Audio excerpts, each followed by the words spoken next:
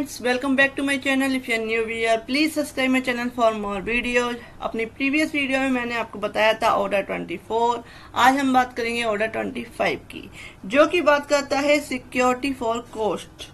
जो खर्चों के लिए है, प्रतिभूति देने के लिए ये ऑर्डर बनाया गया है। कि जब कोई केस, पहले सिंपल एग्जांपल के थ्रू समझते हैं कि ए ने बी पे केस किया। ए जो है प्लेंटिफ है और बी डिफेंडेंट है। तो ए जो कहता है वादी है और वह क्या है, बाहर रहता है, कहीं जो है वो भारत में नहीं रहता, कहीं अदर रहता है, या उसकी प्रॉपर्टी है जो केस उसने किया है वो ही इश्यूड प्रॉपर्टी उसके पास है, अदरवाइज कोई भी प्रॉपर्टी उसके पास नहीं है। तो उस केस में जो कोर्ट है, डिफेंडेंट के आवेदन पर, उसके एप्लीकेशन पर उसने अगर कोर्ट को कहा कि जो प्लेंटिफ है यह तो जब कोई जजमेंट आएगा तो वह जो खर्चे होंगे उन खर्चों, उन कॉस्ट को देने के लिए क्या है, अवेलेबल ही नहीं होगा। जब उस पर कोई खर्चा लगाया जाएगा, कोई जजमेंट अगर उसके खिलाफ आता है प्लेंटिफ के, तो उस केस में उस पर जो खर्चा है जो है वह देगा नहीं। तो उस केस में कोर्ट क्या है, सिक्योरिटी मांगती है, कहती है कि अगर आपने जो केस किया है साथ में जो भी खर्चे इस केस से रिलेटेड हो रहे हैं, तो उस केस में आपको जो खर्चे हैं, सिक्योरिटी है उस केस से,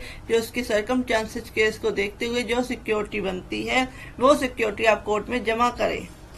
क्योंकि अगर आपके खिलाफ डिसीजन आया तो उस केस में, अगर आप बाहर रहते हैं, आपकी इंडिया में कोई प्रॉपर्टी नहीं है, तो उस केस में कोर्ट क्या है, आपकी प्रॉपर्टी कैसे जब्त करेगी, आपसे जो है जो खर्चे हैं वो कैसे लेगी। इसलिए वो सिक्योरिटी पहले ही कोर्ट मांग लेती है ऑर्डर 25 में, अगर डिफेंडेंट आवेदन करता है।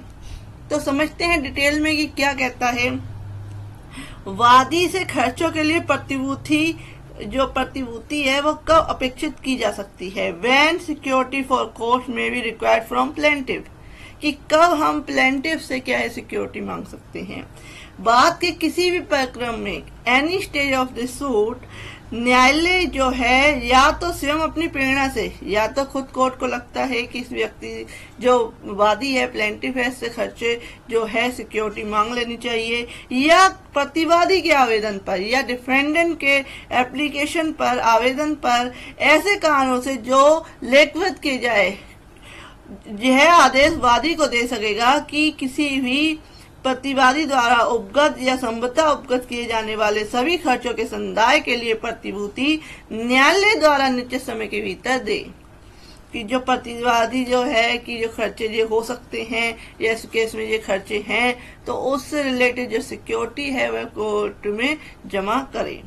परंतु ऐसा आदेश उन सभी मामलों में किया जाएगा जिसमें जो ऑर्डर है वो कब कब किया जाएगा, जब न्यायालय को यह प्रतीत हो कि एकमात्र वादी या जहां एक से अधिक वादी हैं,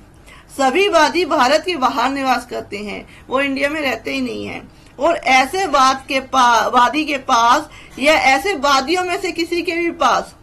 भारत के भीतर जो विवादग्रस्त संपत्ति है उसके अलावा कोई भी पर्याप्त स्थावर संपत्ति नहीं है। कि कोई भी डिसीजन उसके खिलाफ आया तो उस केस में कोर्ट कोई भी संपत्ति जो है, प्रॉपर्टी जो है, जब्त नहीं कर सकती,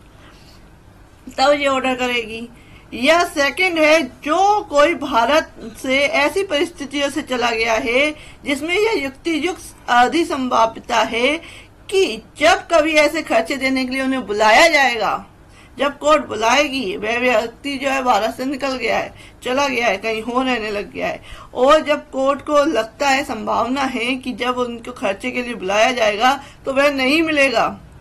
तो उसके बारे में यह समझा जाएगा कि वह उपनियम 1 के परंतु के अर्थ में भारत के बाहर निवास करता है। नेक्स्ट बात करते हैं, इसके टोटल 2 रूल्स हैं। तो 2 रूल्स में सेकंड रूल कहता है कि effect of failure to furnish security, प्रतिभूति देने में असफल रहने का क्या प्रभाव होगा उस दशा में जिसमें कि नियत समय के भीतर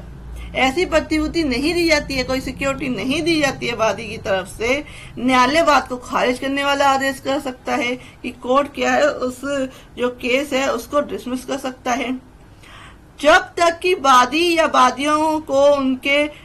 जो है विड्रॉल दी जाए, विड्रॉल करने की जब तक अनुज्ञा नहीं दी जाए वो खारिज कर सकता है। नेक्स्ट कहता है कि जहां बात इस नियम के अधीन खारिज कर दिया जाता है, जो ये रूल है इसके तहत क्या है, बात खारिज कर दिया जाता है रूल 2 के तहत, तो उस केस में वादी खारिजी अपास्त कराने के लिए, जो डिसमिस किया गया है सूट, उसको सेटिस्फाइड कराने के लिए न्यायालय में आवेदन कर सकता है। और यदि न्यायालय को समाधान लगता है, उचित लगता है, और यह साबित कर दिया जाता है कि वह क्यों नहीं, जो उससे सिक्योरिटी जब मांगी गई थी वह क्यों नहीं दे पाया, अगर वह उचित कारण पर्याप्त हेतु दर्शा देता है, तो न्यायालय प्रतिभूति और खर्चे संबंधी ऐसे शर्तों के साथ,